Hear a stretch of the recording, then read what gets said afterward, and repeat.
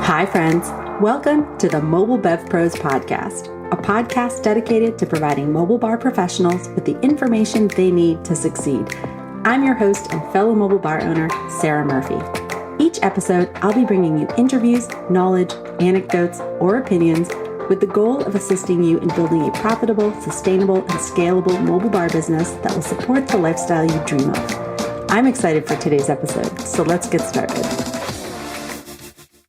Today, I'm here with Sandra Vega from Riviera Sips out of Santa Barbara, California. She has offered to share with us a little bit about her background in marketing and social media. One of the things I love most about this industry is how a lot of times people are drawn to it, but from various different professions. And together, even though we're all doing the same thing of slinging drinks and starting a mobile bar, we have something unique and different to offer the community. And you very graciously, Sandra, offered to share your expertise in your specific kind of career niche with the rest of us. And actually, we connected because you made an open call in the member Facebook group for a social media audit almost. So, Sandra, why don't you tell us a little bit about yourself, your background, and how you got into the mobile bar space? Yeah, well, first of all, I'm so excited to be here. I've listened to all the podcast episodes. I'm in the Facebook group. I read everyone's answers. And just the fact that this resource and community exists blew my mind when my husband and I were launching our mobile bar. We launched it this summer and we did it very fast. It's kind of our nature. We both work in tech. We like to have a lot of projects going on. So we thought, okay, mobile bar, let's go. Let's set this up. And at that time, I was in between jobs. So luckily, I was able to really focus on it for a whole month, which is the most I've ever had in between jobs. But yeah, so we were inspired. I probably want to say maybe 2 years ago. So we love wine. We're in Santa Barbara, California, which I don't know if anyone here has a chance to visit or if you have, Sarah, but huge wine country, beautiful area. So we love wine. We love drinking wine, but we also love bubbly specifically. So I really wanted to launch some kind of like bubbly cart. My vision was having taps and having sparkling wine coming out of it and just having a grand old time. And this was way before I dived into what a mobile bar was, what all the rules and regulations. And soon after doing some research, I learned that in California, it's really, really hard to find sparkling wine in a keg format. So, okay, I thought let's kind of move away from this niche and let's just have a mobile bar in general where we can serve more than sparkling. And also last year, my husband and I, we got married. This was 2 days before the lockdown. We were very lucky that we were actually able to have the wedding. And I planned her wedding, did the whole bar, and definitely ran into some little snafus that I now understand the do's and don'ts of setting up a wedding bar. So I really did realize that the bar is a huge component of any event, especially a wedding. Like all your friends, families, they're going to be heading to the bar right after your ceremony. They're going to be there most of the party, interacting with the bartender, drinking all the drinks that you've created. So I definitely learned that's a huge piece, and you could really F it up or not based on what you're doing. And I definitely made some mistakes when I was doing it. So that was really kind of the large inspiration of why we launched our mobile bar business this summer. But yeah, so Riviera Sips is an ode to where we live, to where we're both from, Santa Barbara. And it's often referred as the American Riviera because it's beautiful. You see coastlines here, there's a mountain range and tons of wineries and kind of a little bit of European feel. So we thought we want to definitely pay tribute to our roots, to where we grew up in and the amazing community that we have here. But yeah, so this mobile bar business really has been a side hustle for both of us. Like I mentioned, we're both from tech backgrounds. He does advertising, I do marketing. And I've been doing marketing for, I want to say it's been maybe 10 years now. And I really started doing marketing with the passion of helping small businesses. And I primarily, so I do marketing, but I do really focus on social media marketing. That's my biggest focus so far in the last few years. And I started off, I remember doing social media for a retail store when I was, again, in between jobs during the summer. And the owner, like, she was the sweetest person ever. She's still one of my good friends. She said, hey, like that was right when Facebook was really starting to be a thing. She said, hey, you're young. Do you want to manage my social media? And I did that and I loved it. I created content. I took photos for her, trying to get like sell all the promos that she was doing. And I realized I want to do this professionally. I want to do this for other brands or even small businesses. And that was my inspiration. And that's really where I took off in the marketing realm. I think one of the most exciting points in my career, jobs that I've had that really prepped me now for what I'm doing, is when I was working at Twitter in San Francisco. This was about 4 years ago. And I was working specifically in the small and medium business department, helping actual small businesses learn how to tweet, who to follow. At that point, Twitter is kind of a platform where a lot of marketers didn't really know what to do with it and still sometimes don't, which I totally get. It's not for all the businesses and you shouldn't be on there all the time. And that's what really kind of prepped me and primed me, and where I realized that I really love doing this. So I love helping small businesses. I love sharing my knowledge, and even with just little tips here and there, it can really make a big impact on what they're doing. So since then, I've worked in other tech fields. I went into like the grocery realm for a while. I used to work at Imperfect Foods and other smaller startups. So I've really managed social media across different kinds of industries, in both like really early stage startups with maybe 6 to 8 people to like the bigger corporations and brands. And what I love about each job is I really get to learn the voice and tone of each brand persona and get to talk as them on Twitter, on Instagram, on Facebook. And I definitely carry that over in our current mobile bar business, where I'm really stepping in, as the role as the owner and the creative, and really sharing our story. And I love it because I also get to really flex my creative powers in a whole different way, in a whole different industry that I didn't really have a ton of experience in before. And I get to own it, right? We do it for ourselves now, which kind of, even if I'm laid up at night, can't sleep, I have all these content ideas, I get up and do it because I just love it. Yeah, I love this. I love the energy behind it. I will be honest in that I talk to a lot of mobile bar owners, and it's not unusual for us to get people in this space that have some sort of background in the creative arts, whether it is marketing or event design or something like that, right? Because I think there's something, and correct me if I'm wrong, there's something about the mobile bar space that is very visual and sexy almost. It sounds as though you've done social media and marketing for a lot of different types of businesses. So what stands out to you or stood out to you about this particular industry versus other industries when it came to the marketing, the brand development? I would say just the people and the fact that it really is a heavily people industry. Like even just meeting clients or prospects and hearing their stories about how they met, if it's a wedding or if it's a birthday party or an anniversary, just hearing their stories and being able to make those connections and translating them into a creative is so powerful and so inspiring. I mean, and like you mentioned, these mobile bars that I see, on Instagram, they're beautiful. People really do such a good job. And even just the event industry is such a visual one, where you want to see the setups, you want to see the beautiful florals and balloons and all these beautifully colored drinks and everything. You need to have that visual component in order to really convey that across any prospect clients. So, and it's really fun because, you can take, a bunch of photos for one event and just schedule it out. You'll have enough content for a month or two if you schedule it out far enough. And I definitely see that a lot of the mobile bar owners really, heavily are on Instagram, which is the right thing to do because Instagram, is the most visual platform of them all. And there's so much to do with it and there's so much you can play around.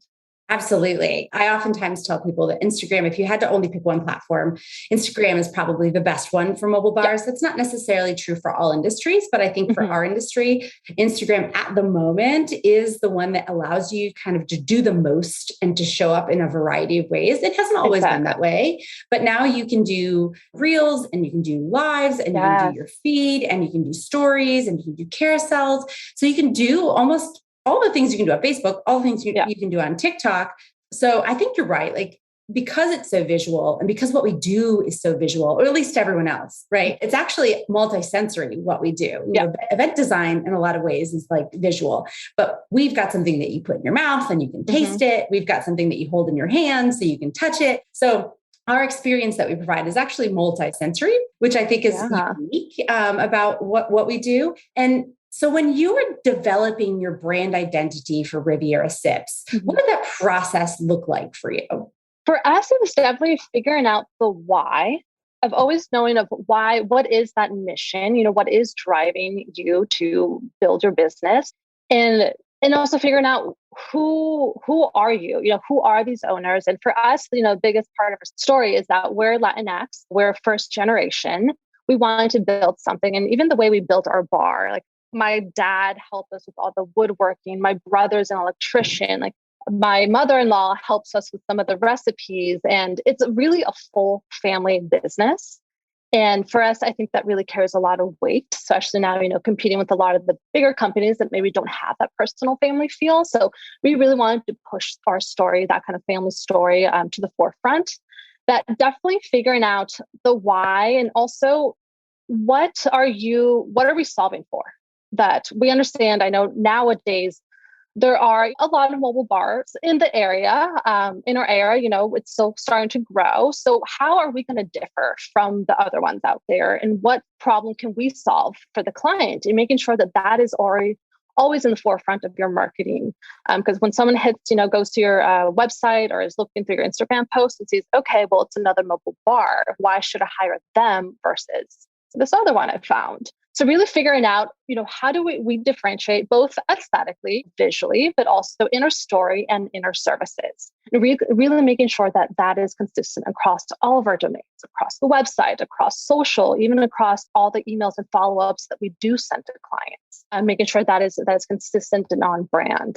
And just making sure that we're consistently, telling that story and showing up in an authentic way that really makes us proud and also makes us connect with more clients. Yeah. So I was actually just looking at your Instagram, which I haven't seen before, but it looks like you launched your Instagram around July 6th. You have only 80 posts on your feed, and that includes obviously some of your reels, and you've already got over 1,200 followers. So it looks like the strategy that you're using is pretty effective for a new mobile bar to pick up. Let's see, July is 5 months ago, 6 months ago now.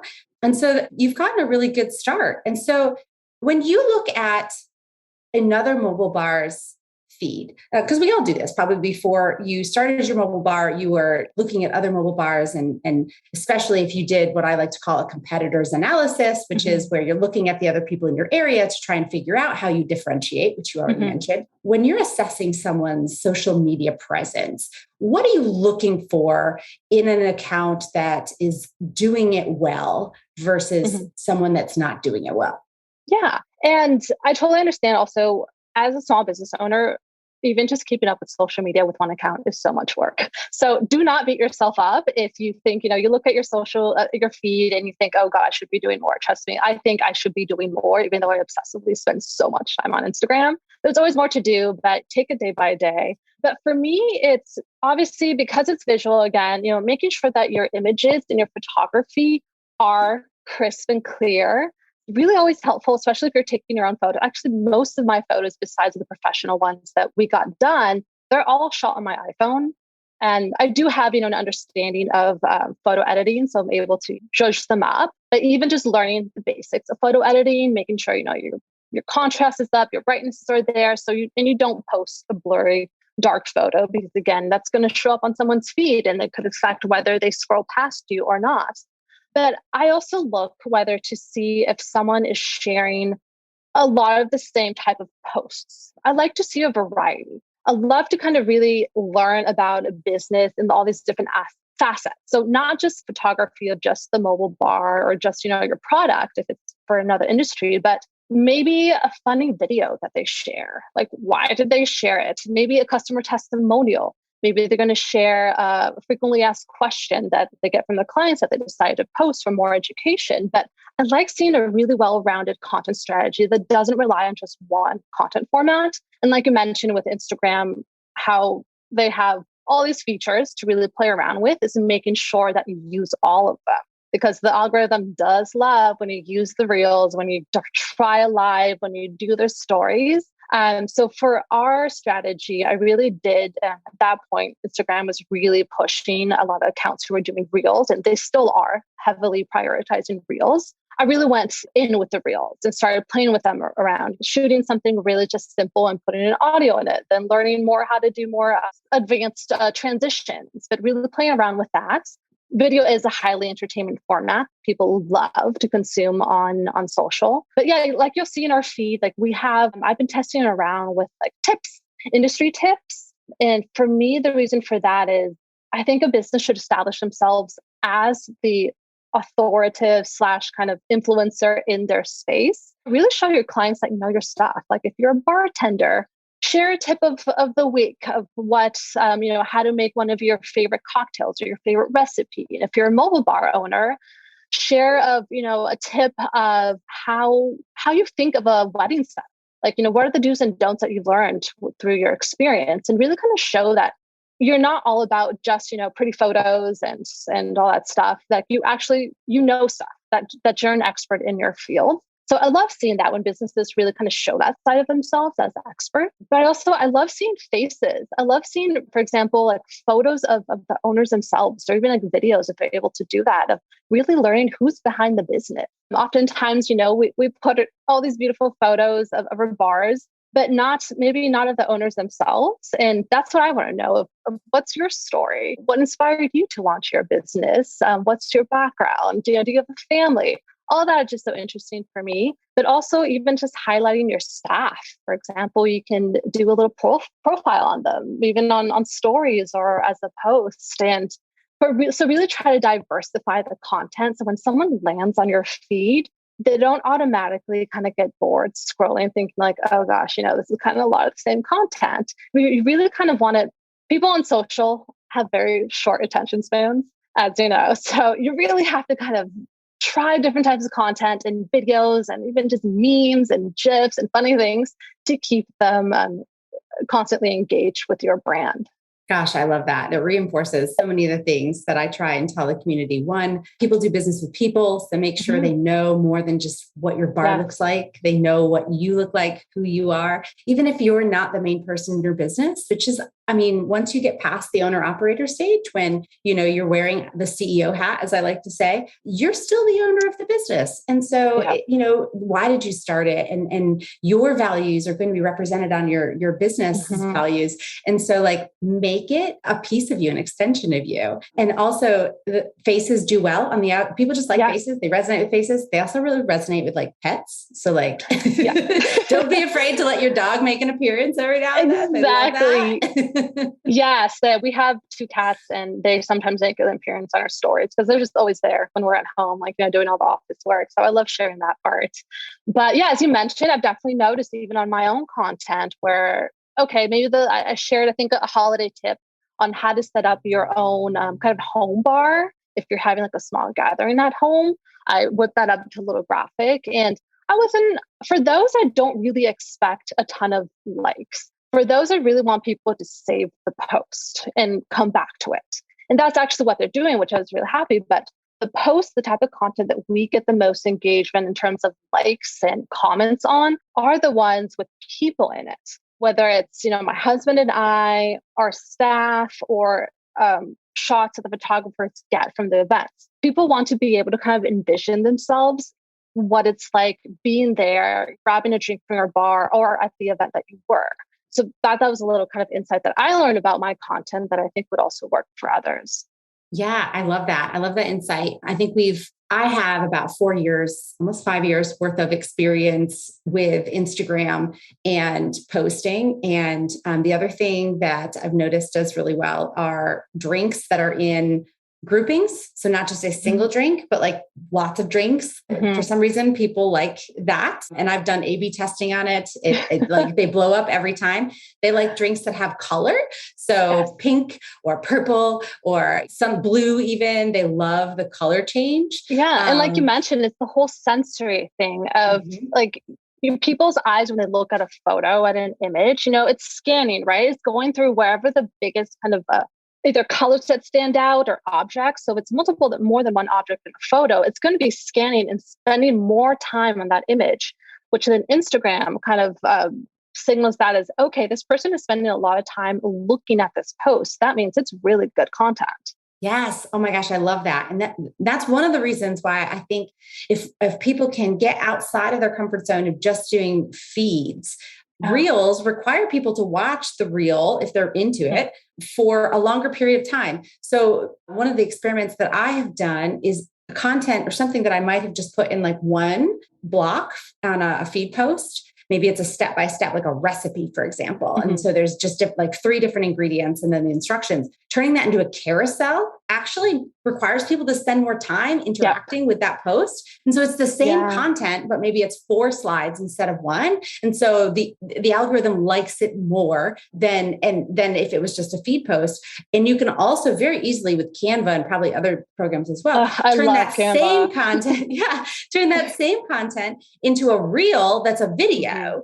So you could do the same content either as a carousel or a reel, and then you can just compare and see which one does better for like your particular audience. But mainly your goal is to keep people engaged with your content for as long as possible. And what you'll find, I think, or at least it has worked for me, is that you have to create less content to get the more followers and the likes than you otherwise would have, which actually leads me to my second question, or I don't know, third question at this point. If I was a busy entrepreneur, which I am, and I only had 20 minutes to a day to engage or to do social media, what would be your suggestions? Where would you start if I only had 20 minutes that I could get into a rhythm with?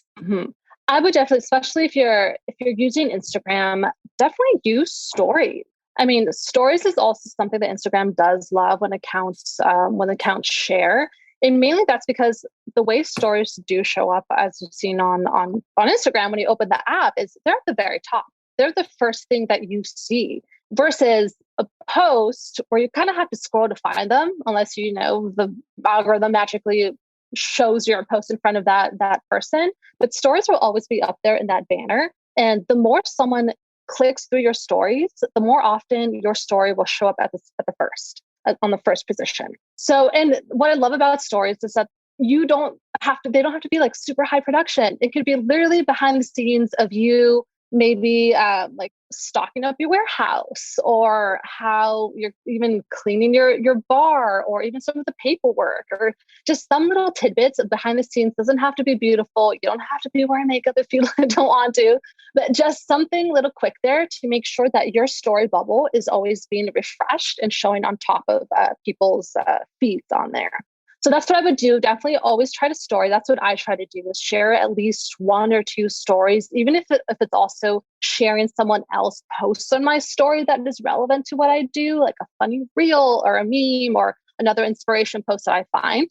That's always great to have, and really quick and low effort, as long as you're always also crediting the original person as well. But also secondly is engage. Social media is a social platform. It's a social, these communities are made for engagement, for people to talk to each other, to like each other's posts. So what I do quickly is I'll go through my feed kind of in a quick little swipe, and I look at the vendors that I follow. Like I follow a lot of the local wedding vendors here, caterers, DJs. Give them a like. That really takes a split second. And as an even owner yourself, you understand how much you appreciate that.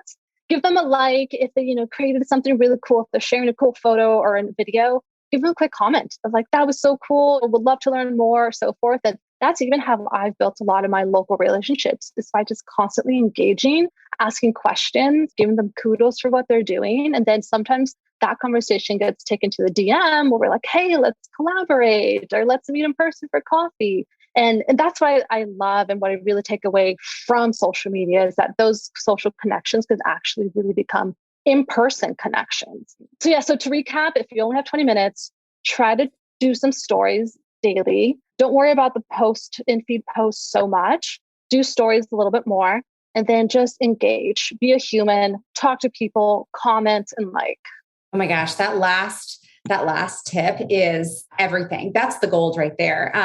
Especially if you do more than just emojis. If you're in the stories and you're watching stories, they make it very easy to drop an emoji, which is cool. But if you drop a comment while you're watching the stories, you actually live in their DMs at that point. So you're getting, so especially if you're engaging with like venues or other event planners or florists or other people that are what I call amplifiers, if you're constantly giving them kudos in their DMs and they might just love it and not do anything else with it, but you're becoming a name that they remember and recognize, and they're associating it with like serotonin, which makes them feel good, right? So like you are making them feel good. And therefore, when they see you out and about, or if someone is like, I need a bar service, they have a positive association with you. And all you've done is engage with their content. It's so powerful. Yeah. And don't be afraid to slide into people's DMs. Especially if you're giving love. If you're giving love and asking a question, if you're curious about something, most people are willing to share. Yeah. I mean, I think that no one is immune to this. I get messages from all over the place, but if you catch me in the right mood or at the right time, and I'm in my engagement mode in Instagram, I've been known to give really extensive information to people who have asked right there in the DMs, just because I'm like, oh, you took the time to watch my content, asking a question that I thought was a valuable one. I'm going to return that with a valuable piece of information that I only share with like coaching clients or something like that. Exactly. Right. So you never know what you're going to get if you actually start building relationships, even if it's just in the Instagram DM. And that's actually a strategy that we would use back when I was working for a brand to connect with big influencers. Like if you email them right away, cold email, chances are slim that they're going to respond back. So what we would do is kind of do the soft warm up where you would like their post, then you would comment, then maybe you share the post, and then you slide into DMs and really kind of warm them up for that final email where you're going to ask them for a favor. So it definitely still works in this case. Oh, love that. I love that. Okay. So what is the biggest no that I've got one I'm happy to share. But what is when you see somebody do something on Instagram, that makes you go, I would say it falls into the realm of just not sharing valuable content and posting just for the sake of posting.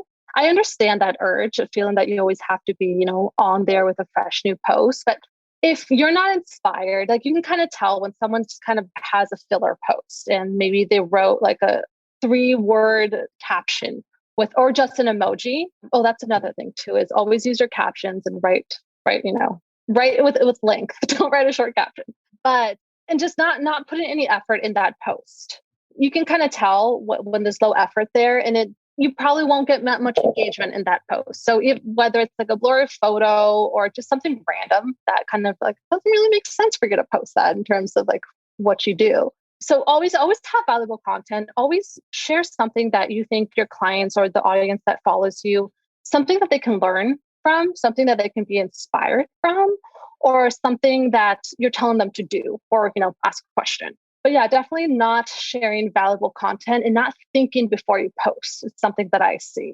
Yeah. On that same note, you were talking about the long captions. That's another opportunity for people to spend more time on that post, even if it's a feed post, right? Exactly. And one thing that I've noticed, because again, the algorithm's always changing. When I first started Bar Magnolia's Instagram back in 2016, we garnered a fair number of followers pretty quickly because it was just a totally different world back then. Yes. And now it's I'm not going to say it's harder to get followers. It just requires a different strategy. And so back then, a lot of the people would just reshare stuff. Maybe there'd be no caption whatsoever. It would just be it was just an image. One thing that I've seen that people who kind of still operate that way, or maybe they just have a 1-word or 2-word, my bubble bar is sexy or whatever, right? Yeah, and an emoji, little motto or something. Right.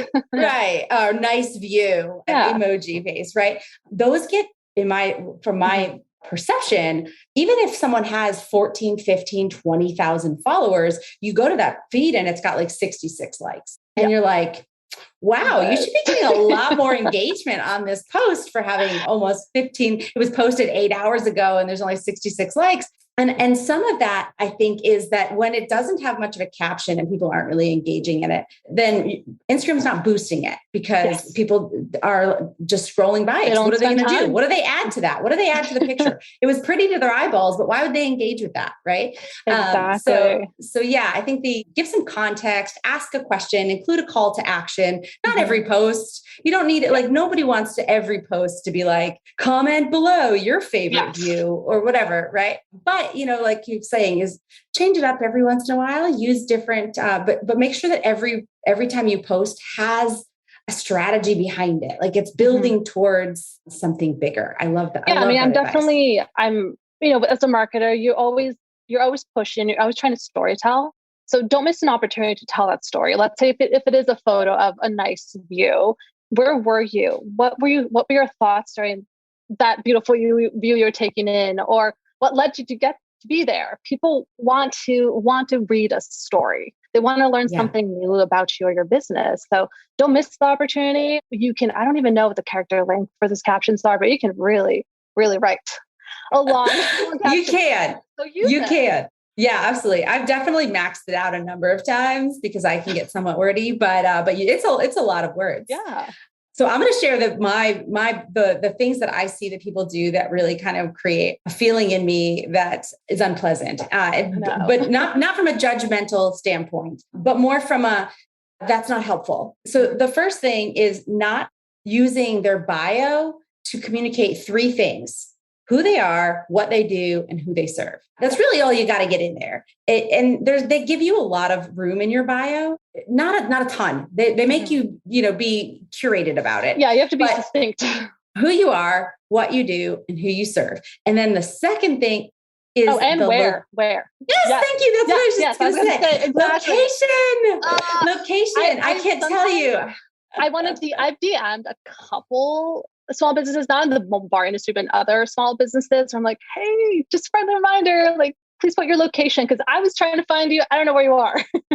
Yeah. And especially with us, because we're on wheels, right? But like, I've seen people that are like, well, they found me, but I'm 7 states away. Well, you might be 7 states away because on your Instagram, you don't have a location. Or on occasion, people use location signifiers that maybe are hard for people outside of their niche to know. And so for one example is like 30A. I happen to know that 30A is a place in Florida. But if I didn't, let's say you didn't know, right? You're from California. So if you saw someone's bar that was located in 30A, that's not a location to you. Is that an apartment? That sounds like a building. I don't know what that is. Right. And so there's a double-edged sword because the people who do know will know and they will see you, right? They're like, oh, 30A, that's not too far from me. But you might actually get a whole bunch of people that are outside of your space that are super disappointed because they're like, oh, I love your bar. But then they go and like look out and you get all these leads that maybe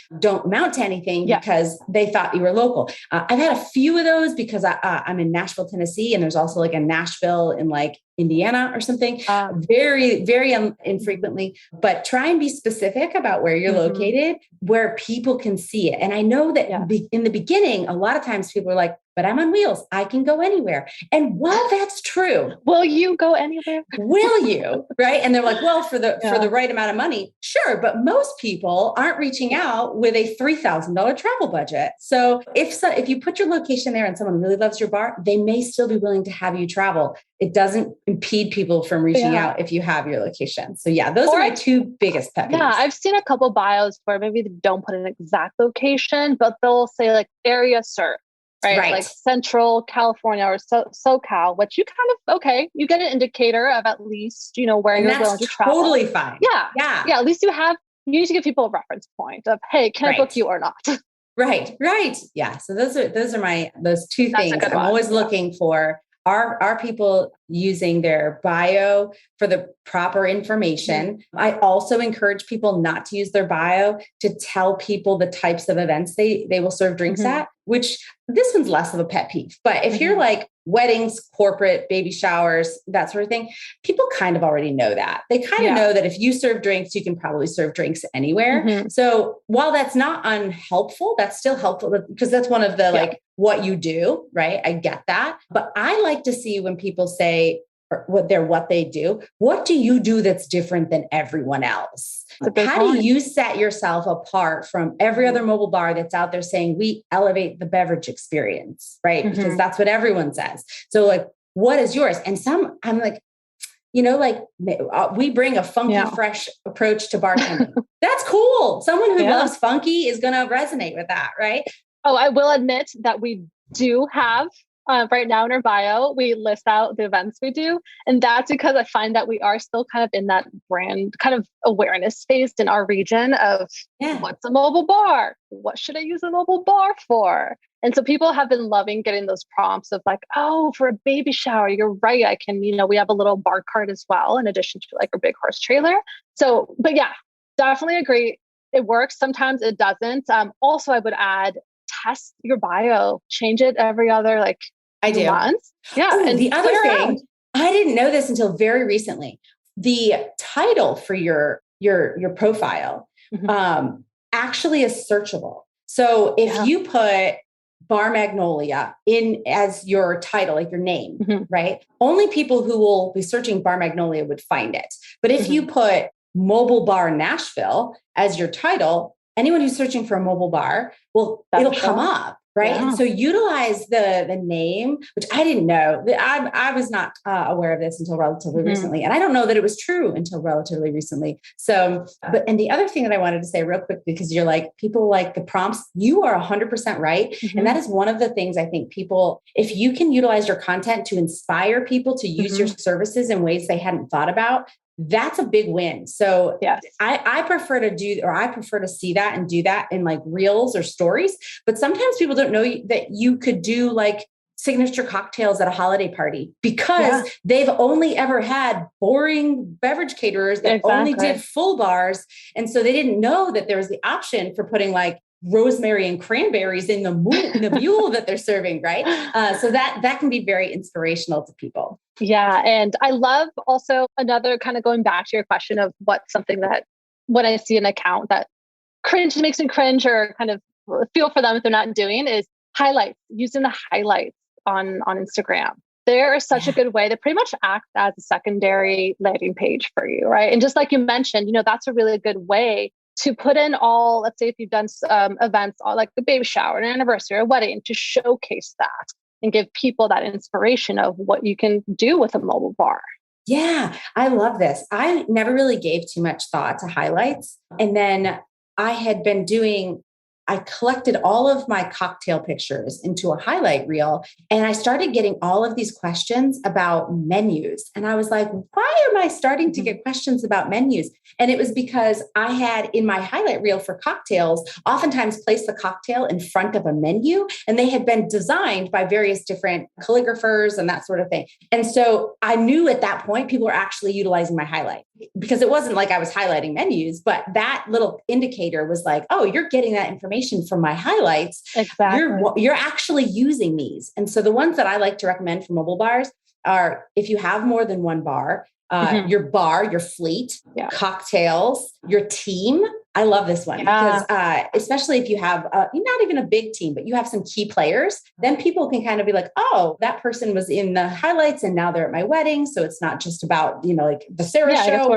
More personable. Yeah. Yeah. And obviously testimonials, that's another good highlight reel to put in there because you're already sharing them, hopefully. And so you might as well just collect them all in one place at the same time. So I love that you mentioned highlights. That's the thing about Instagram, right? So many things. So many things, so many little functions to really try to keep people on your page, which is the main goal is, keep people on there so they can engage with their content and then ultimately follow you and keep engaging with your content from that. Yeah. And the other thing that I'm going to say that people probably don't do enough that I realize like people kind of feel yucky about, but actually is pretty effective. And you'll see it now that I've mentioned it, is that ask them to give you a follow. Like if it's a reel, like point out, like give us a follow or because sometimes we don't think about that. And just having that little prompt, if I don't want to give you a follow, I'll just ignore it. But if I'm like, I really did love that content, I am going to give you a follow. I wouldn't have probably, I wouldn't have probably without the prompt. So you don't feel bad about promoting yourself on and encouraging people to follow. I know that feels a little yucky to some people, but it's I know. And the reason why I think also psychologically, like why that works is usually when someone is consuming either they're watching a video or, an image on Instagram is they'll do one action. And that's usually how people act on social media because it's very fast paced to either you're going to save something or you're going to comment. They don't really have kind of the bandwidth to do something else. So you have to remind them that, okay, you might have liked this post, but also go follow. Otherwise, they're going to keep scrolling. Yeah, absolutely. This has been so awesome. If you were to tell our listeners one thing to go and make sure that they do, like I have one. I'll give you an example. So for Facebook, the first thing, if I was like, if you were going to do anything right now today, go to your personal Facebook profile, change your cover on your personal profile, something about your business. Right. So it could be you holding a cocktail with your bar. It could be just a graphic where it could say Bar Magnolia, mobile bar serving Nashville, whatever it is. And then go and update to make sure people have your website on your personal profile. Even if your personal profile is locked down and not even like Mark Zuckerberg himself can see your information, make sure that your business website is there, your Instagram handle is there, that you feature some pictures on this is your personal profile. Yeah. They don't have to be able to see anything else. But when you engage in all of these like Facebook groups for your local area, the wedding Facebook groups and all of those, you don't have to be constantly pitching your services. You can just be helpful. But anybody who's interested in you, and you probably get more profile views than you don't have to be slinging your website all the time. If your personal profile is promoting your business, because people will just find you that way anyway. So that's like my one tip is make sure that you're using your personal profile to highlight your business, even if it's locked down and nothing is public. At least the cover image is. I love that. That's such a good reminder. I'm going to have to make sure mine are all updated too. But I would definitely say, especially as we're nearing the end of the year, is do a social media audit. Go through, if you have more than one social media channel that you manage, make sure that your website links are working. Make sure you have the location in all your bios. Make sure if you have some kind of banner, like seasonal banner or promo, make sure that gets changed out if that promo or season has ended. Do an optimization of your bios, give them a little refresh, and just look through everything and make sure also that your social handles are across your email signature. They're somewhere on your website, they're on your business cards, anywhere someone is having some kind of contact with you, drop those social links in to give them, another avenue for them to follow across. So, and that's what I like to do, end of the year, it's easy to get so caught up on just everything happening, moving so fast.